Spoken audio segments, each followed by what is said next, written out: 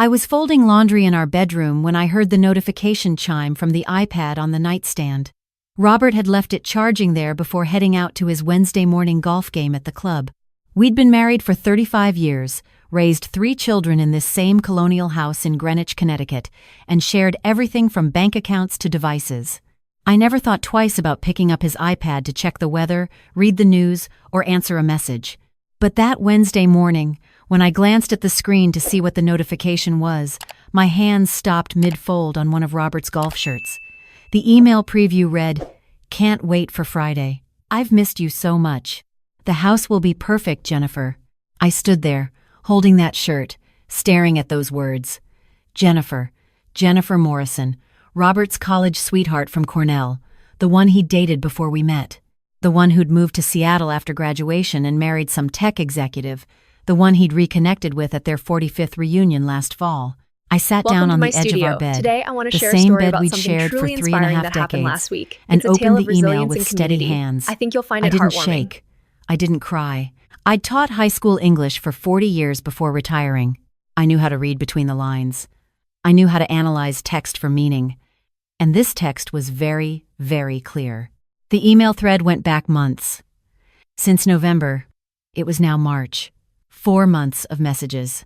4 months of "I can't stop thinking about you and my marriage has been dead for years and we deserve this happiness." 4 months of planning weekend getaways to a lake house, Jennifer's lake house, the one her late husband had left her when he died 2 years ago.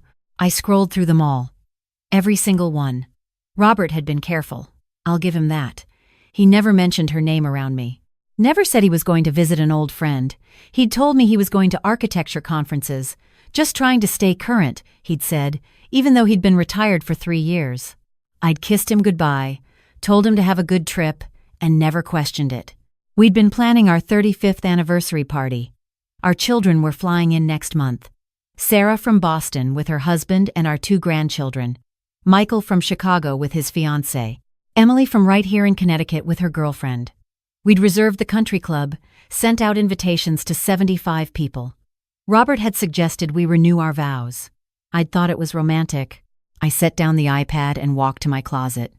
In the back on the top shelf was a box of old photos. I pulled it down and found what I was looking for, our wedding album. I was 25 in those pictures, fresh out of grad school, wearing my mother's vintage dress. Robert was 27, his dark hair perfectly styled, his smile wide and genuine, or so I'd thought. Had it ever been genuine? Had any of it? I put the album away and looked at myself in the full-length mirror. 64 years old, silver hair I'd finally stopped coloring last year, laugh lines around my eyes. A few extra pounds I'd gained over the decades. I took care of myself, walked 3 miles every morning, did yoga twice a week, still fit into most of my clothes from 5 years ago. But I wasn't 25 anymore. Neither was Robert. Neither was Jennifer, according to her Facebook photos I'd looked at after the reunion. I went back to the iPad and continued reading. Friday. This Friday.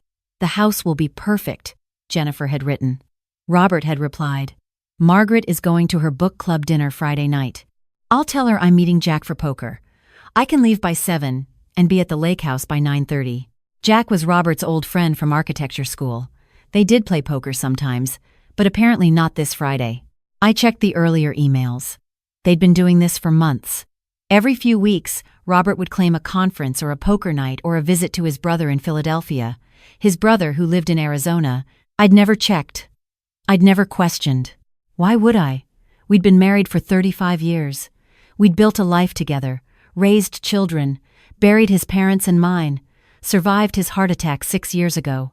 I'd been by his side every step of the way. And now this. I could have confronted him when he came home from golf. I could have thrown the iPad at his head and screamed about betrayal and 35 wasted years. I could have called Jennifer and told her exactly what I thought about women who sleep with married men, widow or not. But I didn't do any of those things. Instead, I took screenshots of every email. Every single one. I saved them to a folder on my laptop and backed them up to the cloud.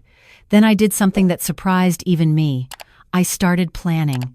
I'd spent 40 years teaching teenagers how to analyze literature, how to construct arguments, how to build a case from evidence. I knew how to be methodical, I knew how to be patient, and I knew how to win. First, I called Susan Chen, my friend from book club who happened to be one of the best divorce attorneys in Connecticut. I told her I needed to see her privately, not for book club business. She heard something in my voice and scheduled me for Friday morning. This Friday morning, while Robert would be preparing for his evening with Jennifer, Friday morning, I sat in Susan's office overlooking the harbor and laid out everything I'd found. She listened without interruption, making notes on her yellow legal pad. "How long have you been married?" she asked when I finished. 35 years next month. "And the house?" "I inherited it from my parents 20 years ago. It's in my name only. Robert's name was never added to the deed." Susan nodded. "That's good. What about other assets?" "We have a joint checking account, joint savings, and a joint investment portfolio. The portfolio is worth about $1.2 million. We also each have our own retirement accounts from our years of teaching and architecture work." "Do you work now?" "I retired 5 years ago. Robert retired 3 years ago. We live off our retirement income and the investment portfolio." Susan made more notes. "Connecticut is an equitable distribution state, not community property. But given the length of the marriage, you're likely looking at a 50-50 split of marital assets. This small The house idea stays would grow yours into since it was something inherited. so meaningful. Your retirement account It's truly stays been yours. an amazing His journey. stays his. Everything acquired during the marriage gets divided." "What if I moved the money before filing?" I asked. Susan looked up sharply. "Margaret, I'm not talking about hiding it. I'm talking about protecting it, legally." She tapped her pen on the pad. "There are ways to position yourself better before filing, but you need to be very careful. If it looks like you're hiding assets, a judge won't like that." "I'm not hiding anything. I'm simply making sure I'm protected." Susan studied me for a long moment. "You're different than I expected. Most people come in here crying, angry, falling apart. I cried enough in the first few hours after I found out," I said. "Now I'm just making sure I don't lose everything I've worked for because my husband decided his college girlfriend was more interesting than the woman who stood by him for 35 years. "Fair enough," Susan said. "Here's what you can do legally." Over the next hour, she outlined a strategy. Open my own checking account, start depositing my retirement checks there instead of the joint account. Move half of the joint savings to the new account. That was my fair share, nothing hidden. Make copies of all financial statements. Get the deed to the house from the safe deposit box and keep it somewhere Robert couldn't access. Document everything. "How long do you want to wait before filing?" Susan asked. I thought about the anniversary party.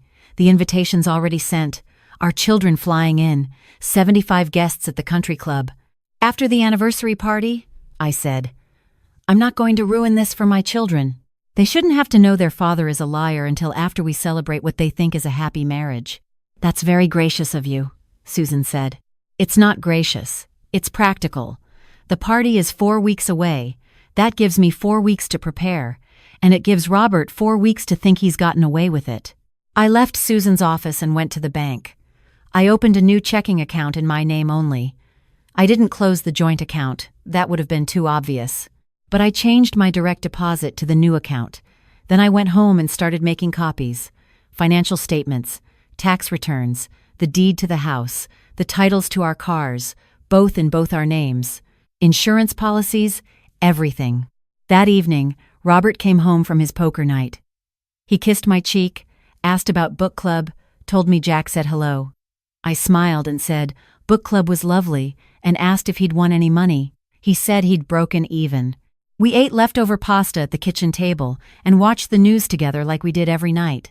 I didn't confront him. I didn't ask questions. I just watched him lie to my face and made mental notes. Over the next 3 weeks, I moved methodically through my plan. I transferred exactly half of our joint savings to my new account, $60,000. It was my legal right.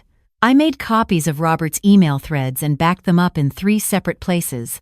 I documented every poker night and conference in a spreadsheet with dates and the corresponding emails from Jennifer. I also did something else. I started going through our closets, our garage, our attic. 35 years of marriage accumulates a lot of stuff. I began sorting what was mine, what was his, and what was ours. I donated his old architecture books to the university library. I sold his old golf clubs at a garage sale.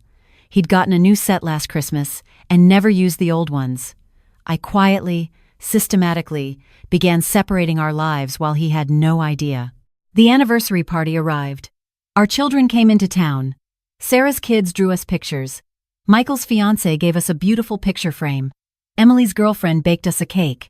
Robert stood in our kitchen, surrounded by our family, and smiled like the devoted husband and father he pretended to be.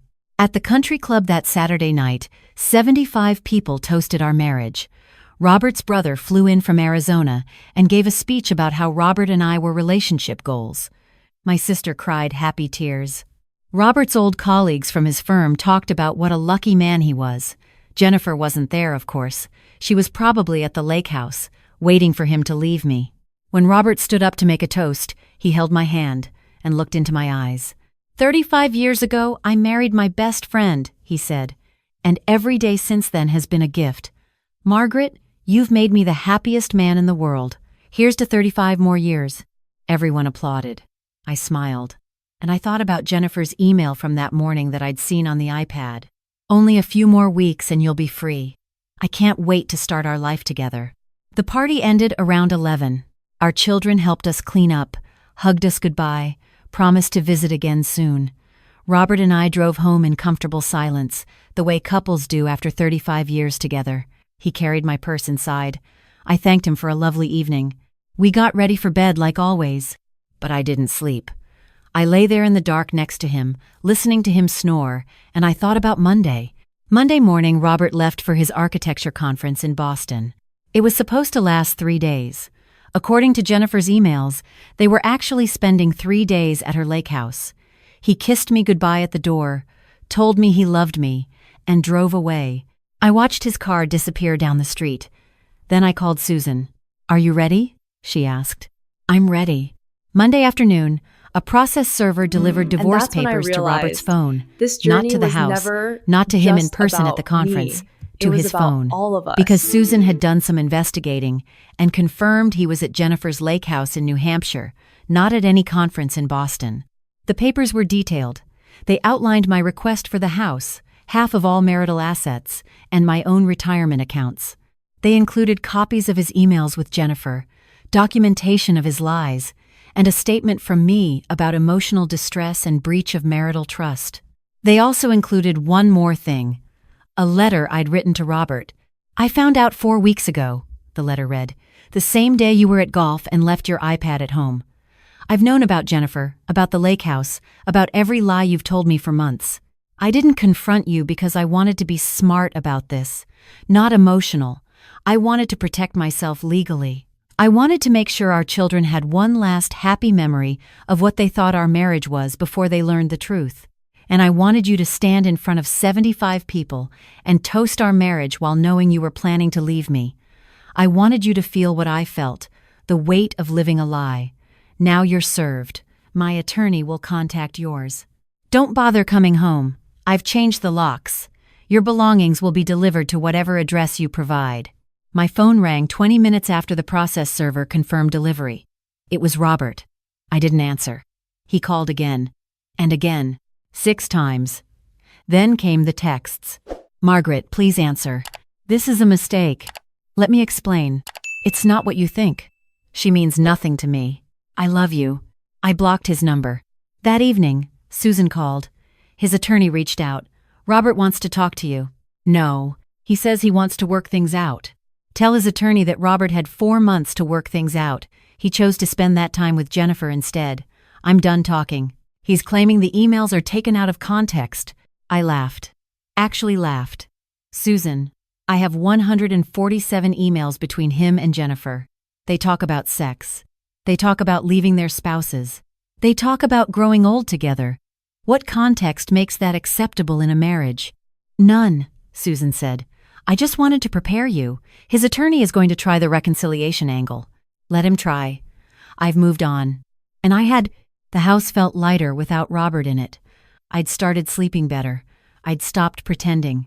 I'd joined a new book club, one that actually discussed books instead of gossiping. I'd signed up for an art class at the community center. I'd made plans to visit Sarah in Boston next month, just me and my daughter, no Robert required. The divorce took 6 months to finalize. Robert fought me on everything at first. He wanted the house. He wanted more than half the assets. He claimed I'd manipulated him, but Susan was relentless. She had evidence. She had emails. She had documentation of every lie. In the end, the judge gave me the house, 60% of the marital assets because of Robert's infidelity, and my full retirement accounts. Robert got his retirement accounts and 40% of what we'd built together. The judge also ordered him to pay my legal fees. "You hid assets," Robert said to me the one time I agreed to see him, at Susan's office during mediation. "I moved half of our joint savings to my own account," I said calmly. "That's not hiding. That's protecting. You're the one who hid a whole relationship for 4 months. I made a mistake. You made a choice. Multiple choices. Every time you lied to me, every time you told me you were going to a conference or poker night, every time you stood in our home and pretended to be a faithful husband, those were choices. We could have worked through this." I looked at him across the conference table. This man I'd spent 35 years with, this man I'd loved, trusted, built a life with, this stranger. "No," I said. And that's when I "We couldn't realized have. Because this the moment you adventure started was lying just to the me, beginning you decided of I wasn't worth the everything truth. I had dreamed of. And I deserve better than that. The divorce was final in September. Robert married Jennifer 6 months later. I heard about it from my sister, who saw the announcement in the alumni magazine. I didn't feel anything when she told me. No anger, no sadness, no regret. Just a distant sense of relief that it was her problem now. My children took it hard at first. Sarah didn't speak to her father for a year. Michael canceled his wedding invitation to Robert. Emily wrote him a letter that I never read, but that made him cry when he called to tell me about it. They came around eventually. He's still their father, but the relationship was different now, strained, careful, broken in ways that can't be fully repaired. As for me, I sold the house a year after the divorce. Too many memories, too many ghosts. I bought a condo downtown with floor-to-ceiling windows and a view of the water. I started teaching part-time at the community college. Just one literature class a semester because I missed it. I traveled to Italy with my book club. I learned to paint watercolors. I dated a retired professor from the college for a while, though that didn't work out.